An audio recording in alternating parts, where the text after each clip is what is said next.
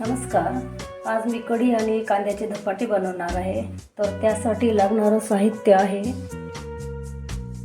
1 cup गव्हाचं पीठ,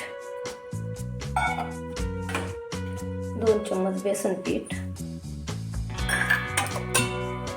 2 बारीक चिरलेले कांदे,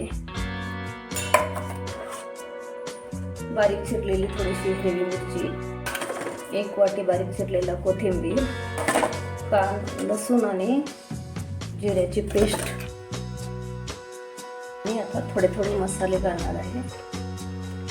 1 चम्मच मिरची पावडर, अर्धा चम्मच हळद पावडर, 1 चम्मच धना पावडर, अर्धा चम्मच जिरा पावडर आणि चवीपुरतं मीठ. यामध्ये 1 पळी तेल टाकूया. आता हे सर्व मिश्रण एकजीव करून घेते आणि याचा अंदाज करून घेते.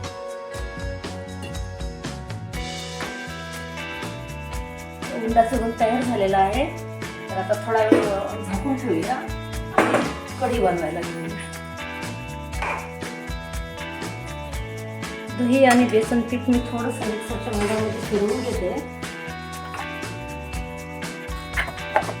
आता कढी बनवायला घेऊया. सुरुवातीला मी थोडी मोहरी टाकते,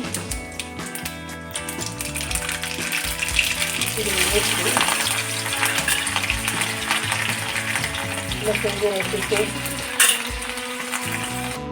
थोडीशी किंचित हळद टाकते आणि मिक्सरमध्ये बेसन आणि दही फिरवून घेतलेले ते मिश्रण टाकते.